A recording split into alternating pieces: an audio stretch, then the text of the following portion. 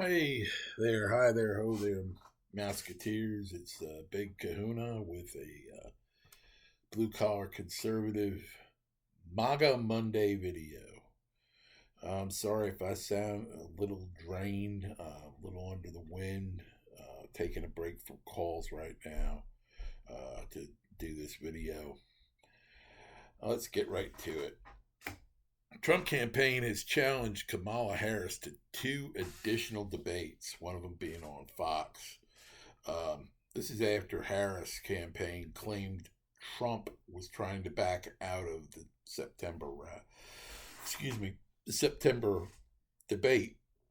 But Trump wants an earlier debate because till they have the debate that they have on the calendar, early voting will have already started in Pennsylvania, and three more states would start like right around then. So he wants to get to the people before voting starts, and she don't want to do that because she wants to bank a vote before she wants to bank numbers before the actual election day.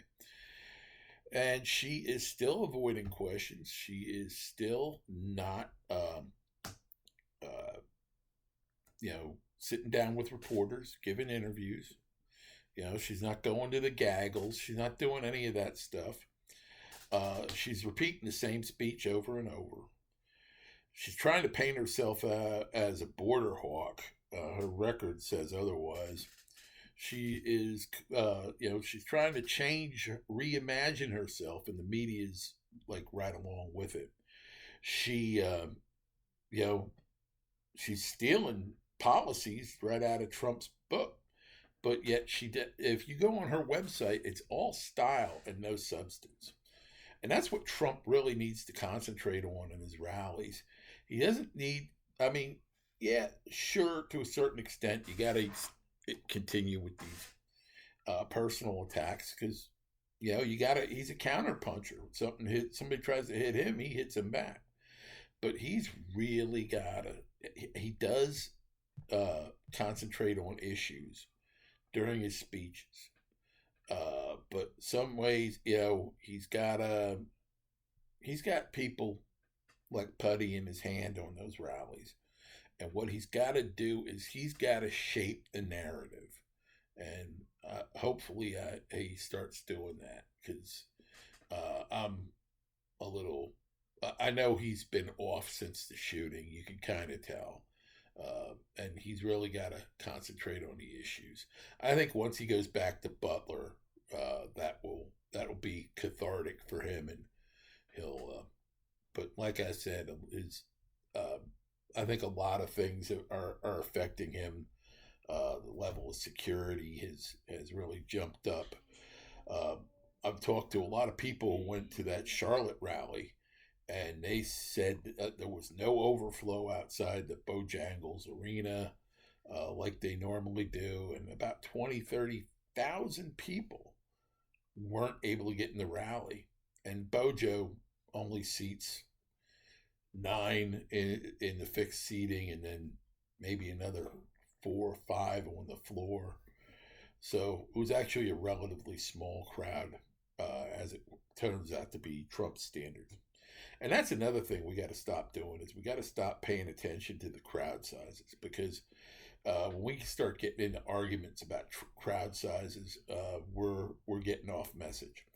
And Camel Toe's been drawing crowds. The reason Camel Toe's drawing crowds is two things: buses and concerts. All her big events are preceded by a concert. Cardi B, some guy, I can't pronounce his name, Megan D. Stallion is there. That's the dumbest freaking name because stallions are men. Uh, and they're male horses. So what is she? Some kind of trans? I don't think so. She's just so dumb that she gave her that name. But Megan D. Stallion and Cardi B and some other guy, and they're getting somebody to perform before any of these rallies. And what happens is a lot of these rallies, once the performer leaves and Kamala comes out, people start funneling out of the arena. And the from what I understand, the Peter Lee Core Center was not as full as the pictures show, and some people think that the upper section of the upper was actually AI CGI kind of generated. And I'd put nothing past these Democrats because they have the Hollywood types working for them. You know, they had the freaking Hollywood producer running the January 6th thing. So there we go. My notes are back. There's also going to be a debate between Walz and J.D. Vance. There's been some accusations about J.D. Vance service in the Marine Corps being stolen valor, and that's a load of shit. Everything that he did, everything that he is reflected upon on his DD 214, and that's that, along with this thing that he sat in. That what they don't know what a military correspondent does. If you've sometimes they were referred to as war correspondents up until Vietnam. These military war correspondents, as opposed to journalistic war correspondents. The Edward R. Murrow kind of people, they were in the periphery, even though he was on the roofs during the Battle of Britain. They weren't up in the front lines. We started getting embedded journalists from Vietnam, and Dan Rather was no friend of our troops, and neither was Geraldo Rivera in Afghanistan, where he gave away troop positions. But what a military correspondent does. Have you ever seen the videos or the footage from D-Day? People coming onto the beach? Who do you think filmed that? A military war correspondent. The people who wrote for Stars and Stripes, they were out there talking to troops who were in the front lines. And they weren't just interviewing people, because these military correspondents, when they weren't doing that part of the job, they were infantry. And there were people who were served in the Vietnam War that were correspondents that received the Bronze Star. There was a couple of them. One of them co-wrote the book with Hal Moore, We Were Soldiers Once. Now, he was depicted differently in the movie, but he was combat infantry in that battle in the Valley of Death. Another wartime correspondent, I forget his name when he was in the military, his name by birth.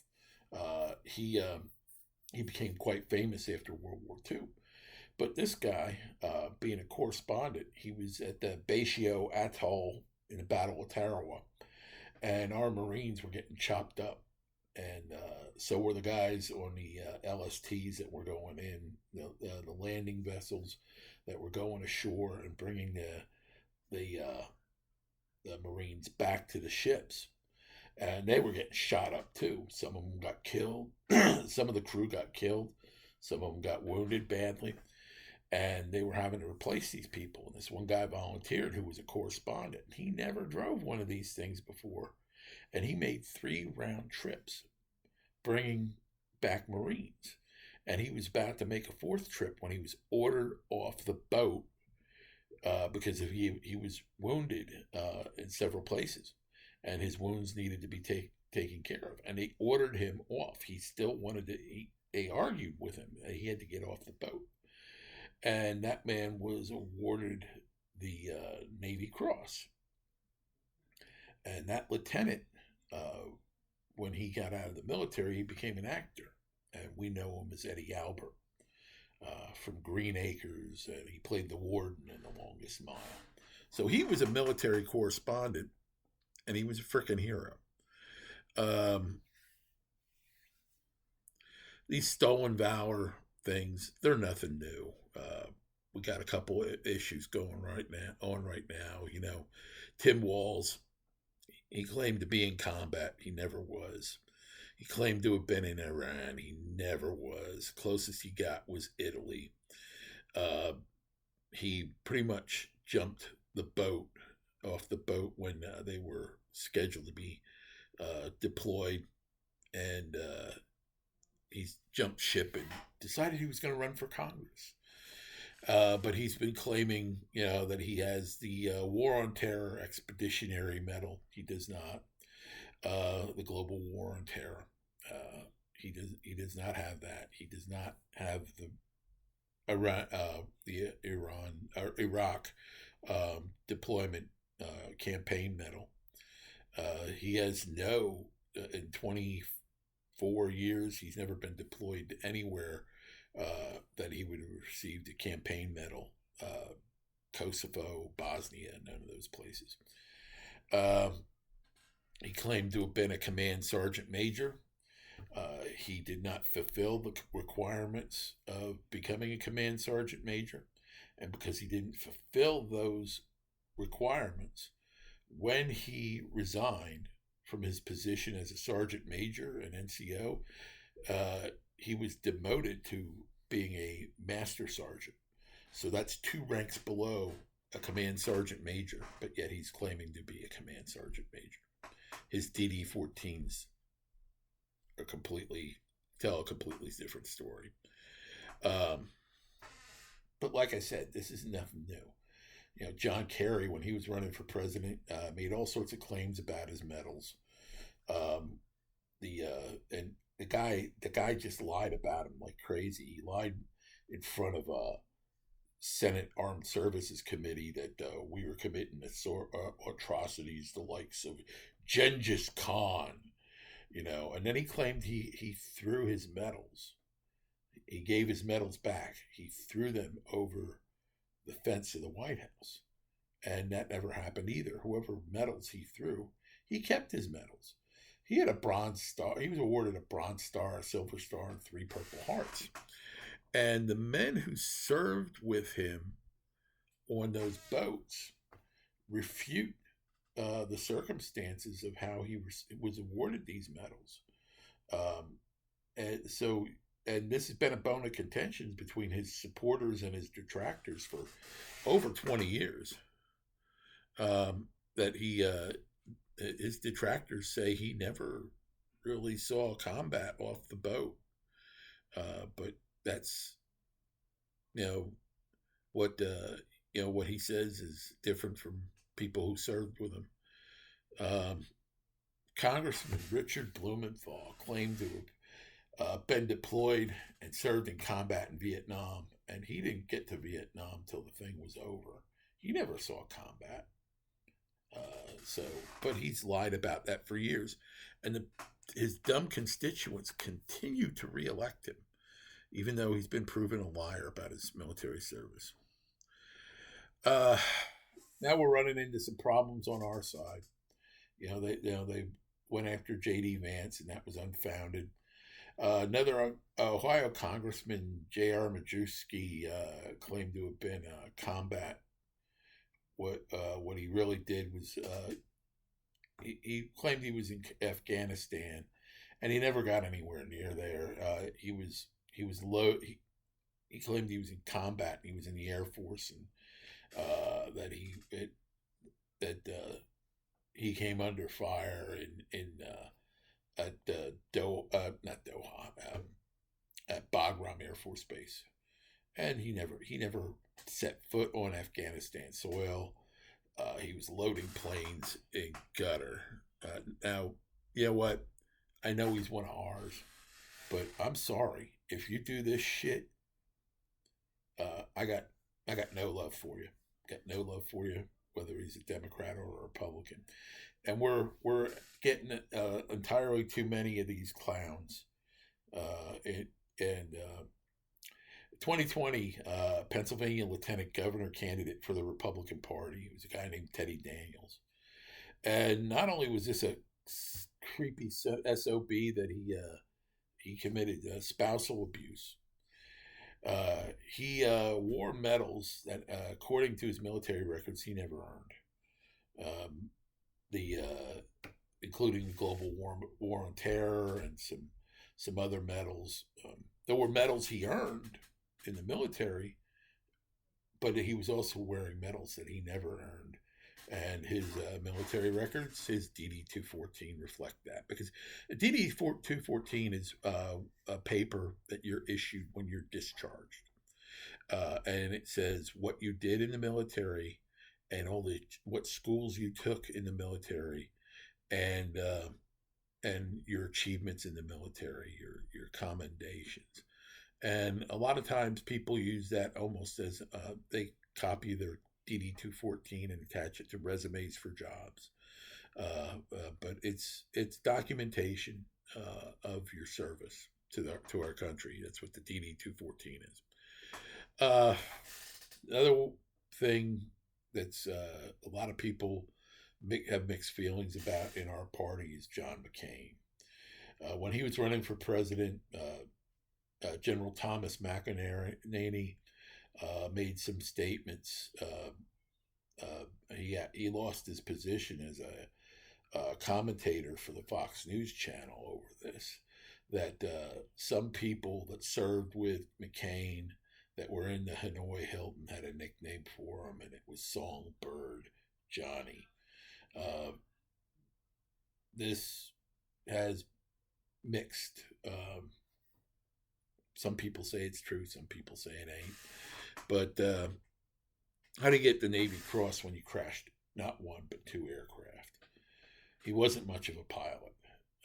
He got the Navy Cross, Bronze Star and Silver Star with V device. So he was, he wasn't much of a pilot. The one they said right out with crash was his fault. The other one they said was an engine malfunction, but other people say that his engines he wasn't flying the plane properly and his engine stalled. There was speculation that his father, the admiral, interceded on his behalf on the story of his captivity and his accommodations and stuff like that. Another problem we have is a guy named Corey Mills, who represents Florida. And if you've heard the name Corey Mills, you should, because he's been saying for years since he got out of the military that he was a JSOC sniper who served in Iraq and Afghanistan. And he has come forward as a expert during these things involving the presidential assassination attempt.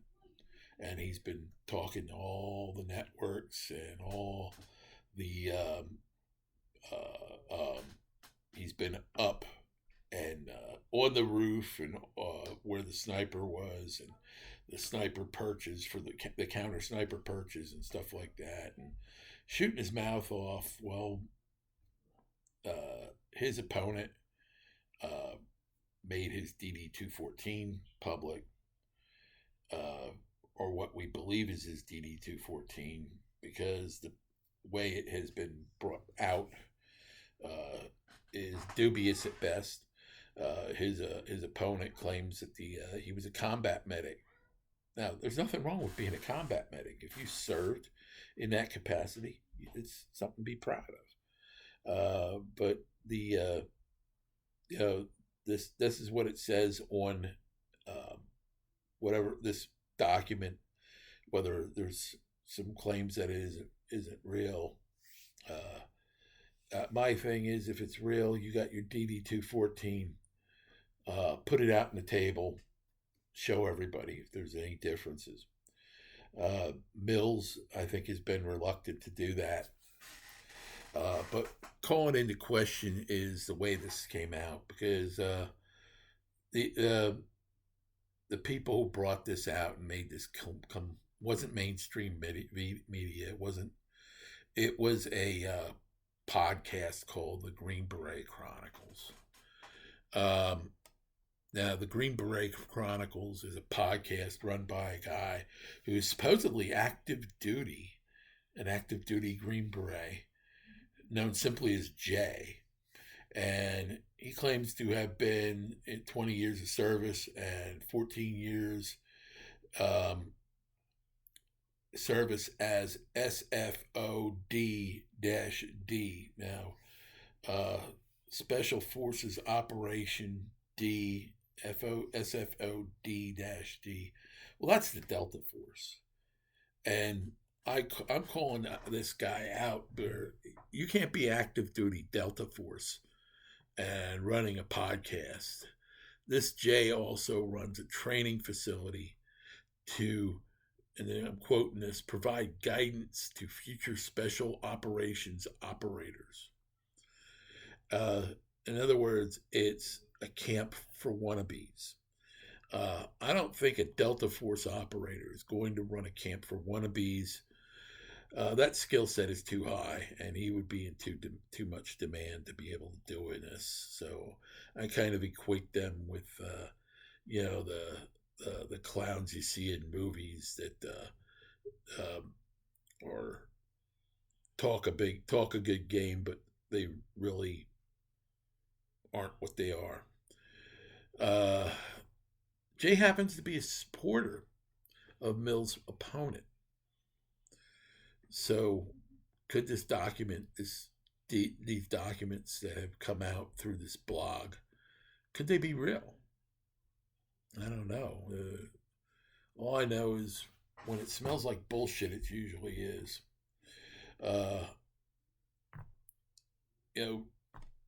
what I would say is Mills pulls out his DD 214, and Jay pulls out his DD 214 and see how they stack up against each other. If he's reluctant to do this, then I would say there might be some weight to these accusations.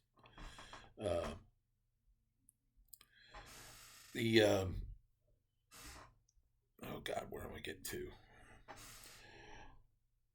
Liberals, they tend to repeat their mistakes, and sometimes they grow exponentially. And what I'm getting at is in the 1970s and late 70s, a lot of people aren't old enough to remember this, but I am.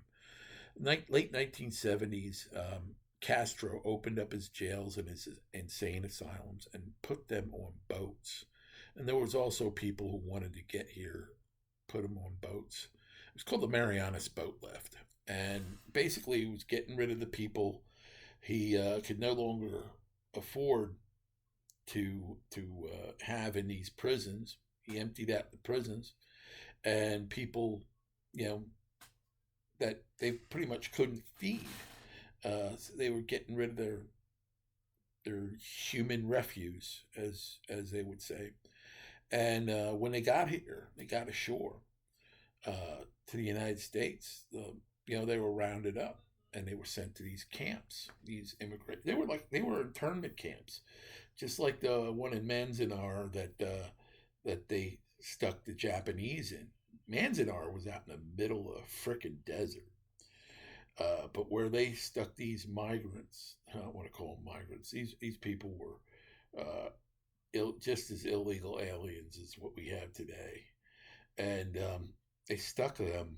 I think it was 150,000 spread between a camp, fenced-in camp, run by the Board of Prisons at Fort Chaffee, Arkansas, and another prison camp run at Fort Indiantown Gap in Pennsylvania.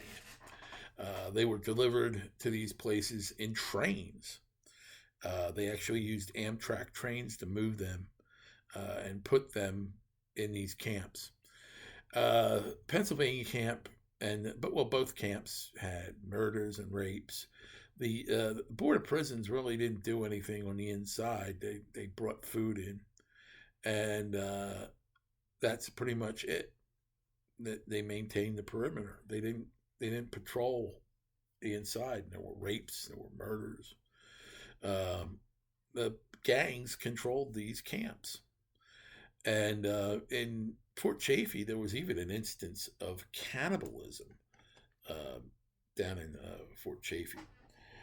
Now, the what's looking an awful lot like that is these camps that they're setting up. And there's a migrant camp that has thousands of mostly men in it, um, in on Randall's Island in New York City. Now, if you're not familiar with New York City, there's a bunch of islands in the East River. One of them is Rikers, one of the biggest city jails in America and perhaps in the world. But there's another island where there's actually people live on, and they have to take like a sky tram from Manhattan that island, and there's high-rise apartment buildings on that island. But then you have Randall's Island, and Randall's Island was primarily all athletic fields that were used uh, for primarily for kids, but also for for sports and athletics. But people went there to jog. People went there to walk their dogs. It was a recreational facility, and they set up these massive tent cities on it, and they surrounded it with fence. And now we had a woman shot there. We had another woman stabbed, and here last night a woman was raped. So we're having all this kind of stuff going on, just like the Marianas boat lift, but on steroids, because we got these people that are roaming the city, roaming the country, that attack the police in New York City. Um, we're having all these kind of incidents all over the country. Here, where I live in Sockasty, South Carolina, I got people that are living in my apartment complex. Now, I pay $2,000 a month for a luxury 3-bedroom apartment. You know, this is actually supposed to be a bedroom, but it's just us, so it's my office now. We pay $2,000 for this, and there are people that have been moved in that don't speak English; they speak Spanish. They're probably from Mexico, that have been moved in here. And how they got here to South Carolina was they were flown in Biden planes in the middle of the night. And how they're hiding the Biden planes, by the way, is what they're doing is they're taking commercial airlines, people who are on it, scheduled flights, and they just fill the empty seats. And every couple of nights, there's a plane that comes in to Charlotte from San Antonio, an overnight flight. And these people are offloaded, put on buses, and disseminated around the region. And one of the places they go to, it's primarily Catholic charities and other NGOs are paying for this. And these people are bused down to St. Michael's Catholic Church here in Horry County, down near Murrells Inlet. And they're sticking them all over. And it's not just Latinos, because evidently the schools are getting kids that speak Arabic. And you don't have teachers that speak Arabic. And you don't have teachers that speak Mandarin. So what they have to do is they have to connect a tablet. Google Translate. They're using Google Translate, and it's connected to a speaker and microphone system in the classroom. And that's how they're communicating with the students. And these kids are not learning well, and then it's a drain on our people, just like the hospitals are, because they're getting free medical care. They're getting welfare and social security. They're getting all the stuff that citizens should be getting, and they're being treated better than our citizens. I'd rather see them take homeless vets off the street than bring this shit into our country and provide for them. I'm sorry. It shouldn't take a guy like Frank Siller uh, and his wonderful organization to get these vets off the street. Now,